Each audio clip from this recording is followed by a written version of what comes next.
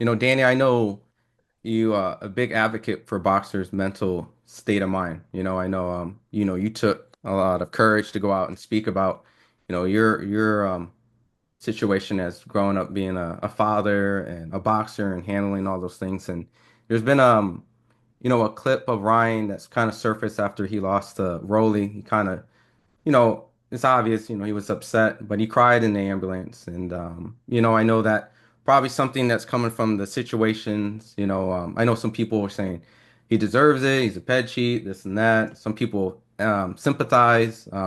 What do you think, what's the stuff he's going through? One thing I learned about boxing, you never know what's in the head of a fighter.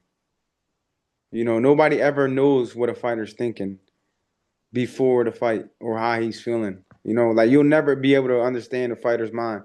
So maybe that was just, you don't know what he felt. Maybe he was not feeling good that day or feeling good that week. And then sometimes you're like, you know what, fuck it. Like it's gonna be what it's gonna be. And then you really lose. It's like, fuck, like I really lost. So I think that's how he kind of felt. Like sometimes you feel like you don't feel good. You're not really into it. But then it's like you kind of look back, like, damn, I wish I would have never felt that way. I wish I would have just did this. I wish I would have did that. But like I said, in boxing, you never know what's in the mind of a fighter. You don't know what a fighter's thinking. So some fighters feel good, some fighters are ready to go, some fighters just want to get it over with, some fighters don't want to be there, some fighters you just don't know what a fighter thinks, especially at that level where there's just so much pressure on those guys, to perform good and just every day looking on the internet and people are talking bad about you, people talking this, and the pressure of life. So maybe it was the combination of a lot of stuff, but I know he's sad that he lost. Nobody likes losing, but at the end of the day, like I said, you just don't know um, what's in the mind of a fighter. No one does. Is there any words of encouragement that, if Ryan got a chance to hear you, speak about, Boxing is full of ups and downs. This game is it does take a lot of your mental. You have to be built for tough for this game. But it's like it's a roller coaster of emotions because at the end of the day, no one likes losing. But all you can do is just at the end of the day is just try your best. And I know you didn't win, and just get back to the drawing board. You're young.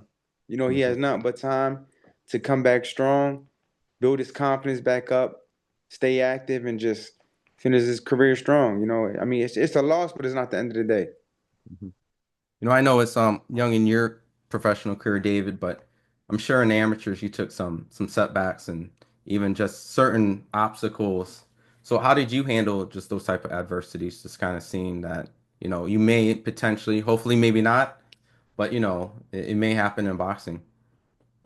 Nah, in the amateurs, I was always like, it definitely took a lot out of me. That's for sure. Just knowing, like, especially like in the tournaments and like just knowing, you went out there and especially losing the first day too. Those ones, those ones are the worst. You gotta sit there and watch everybody else fight for Mhm. 4 more days straight. Literally. That's So, tough. no, but I always had that mental where it was like, all right, we got to get back to the gym, got to get back to the drawing board.